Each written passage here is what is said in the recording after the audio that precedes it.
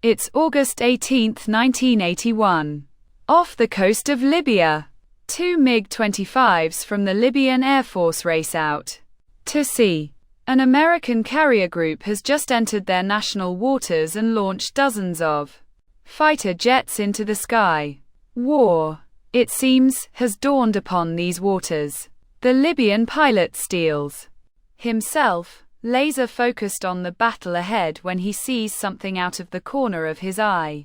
He turns his head in shock. To his left is an American F-14 Tomcat flying alongside him.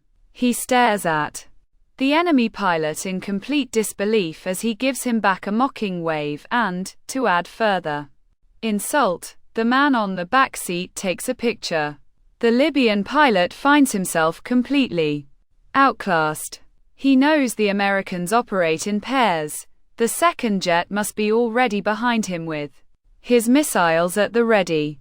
Pilot Lawrence Mugzinski and radio intercept officer James Anderson watch amused as the Libyan MiG-25s turn back to base.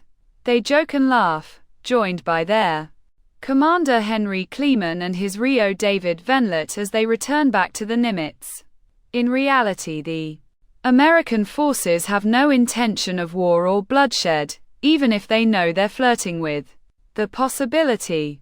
The Libyan government had declared the Gulf of Sidra to be part of their territory, while the United States and many others considered it to be international waters.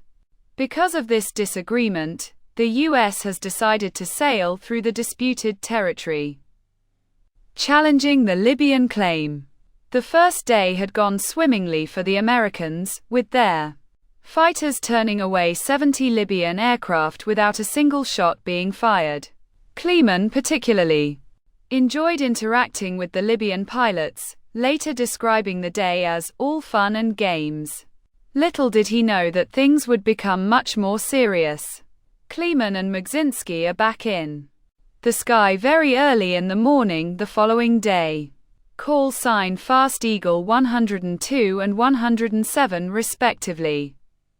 They've been patrolling for over an hour when an unidentified contact headed straight towards them appears on their screens. The experience of the prior day has them quite comfortable, so Kleeman in Fast Eagle 102 calmly reports the contact before heading to meet it. The two planes adopt an intercept formation, with Mugzinski in Fast Eagle 107 putting some distance from his flight leader. Kleeman is the first to get visual with the enemy, spotting not one but two Libyan Su-22 fitters, flying wingtip to wingtip straight towards him. At that very moment, Mugzinski's radar malfunctions and he loses the ping of the enemy fighters, but he's undeterred. He can intercept with visual only. But then the maneuver turns from routine to horror when he sees an orange flash from under one of the Su-22's wings and a smoke trail streaking out towards Kleeman. They've just fired a missile. In a state of disbelief, he reports, two fitters have shot at my leader. Kleeman sees the missile coming and instantly pulls hard to the left. The missile flies right past him, followed moments later by the pair of enemy fighters. This is 102, we've been fired on. Thinking on his feet, he orders 107 to get after the one who shot.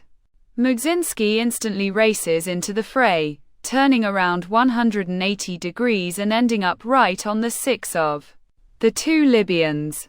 The enemy pilots scatter in separate directions, but Mugzinski has his eyes locked on the lead fitter. He chases him across the sky, matching the Libyan through every twist and turn. He selects his AIM-9L Sidewinder missiles and pulls the trigger. But nothing happens. An alert flashes on his screen. The missile is faulty and won't fire. Meanwhile, Kleeman has already turned around and is catching up to the second enemy.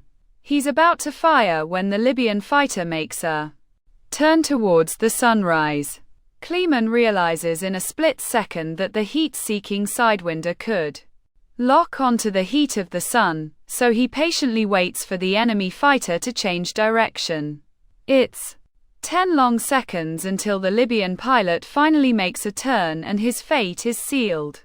The missile lights up and rockets off from under 102's wing. He can see the smoke trail as it tracks to perfection and slams straight into the engine of the Su-22, shredding its tail and starting a fire. The burning wreckage falls from the sky and the pilot ejects. On board Mgzinski's Tomcat, the radar intercept officer spots Kleeman's target falling in the distance and shouts, "Someone's been hit! Someone's been shot!" Mgzinski turns his head to see the column of black smoke falling into the sea below. Worry fills him for a second as he cannot tell who it is, but to his immediate relief he hears the voice of Kleeman over the radio reporting his victory. Affirmative. Shot one of them down, with the Su-22 still ahead and with the gravity of their actions heavy. In his mind Mgzinski asks on the radio, "Want me to shoot my guy down?" That's a firm. Shoot him. Shoot him down. Mgzinski doesn't need to be told twice. He's chasing the Libyan through a right-hand turn when he pulls the trigger. His second and last sidewinder rockets away, but goes dead straight, exiting stage left from Mgzinski's field of view. Frustrated but without time to think, he switches to guns and resolves to shoot the fitter out of the sky, but before he can even try, the missile zips past his field of view and it chases down the Libyan jet and detonates into its fuselage. Fire and shrapnel fill the sky ahead and Mgzinski yanks back on the stick. He's squished into his seat as he pulls an enormous 10 gigaseconds, barely avoiding the cloud of debris. Both pilots are recovering from the adrenaline when the news of their peril finally reaches command at the Nimitz. They hear through the radio, 102, 107, you are clear to defend yourself. Kleeman proudly responds. And this is 102, 107, 2 enemy kills, fortunately, both Libyan pilots, Captain Belkacem Emsik al-Zintani and First Lieutenant Mokhtar el-Arabi al-Jafari, ejected and survived the encounter. They were picked up by Libyan rescue helicopters an hour after the events. Further escalation was avoided and the takedown of the 2 Su-22s remained the only combat in the entirety of the operation, which remained bloodless. Kleeman and Mgzinski returned. Too much fanfare among their peers but received no awards. The incident would go on to have little political impact. It further strained the already terrible US-Libyan relations but brought about little action from either government. The events of that day would be studied by the writers of Top Gun, who used that and other engagements as inspiration for the movie's combat scenes. Fast Eagle 102 went on to be restored by a group of veterans in 2016. It's now on display in the Midland Army Airfield Museum where you can visit it in Texas. If you haven't yet, please subscribe to their channel and please watch more videos of ours. Thank you.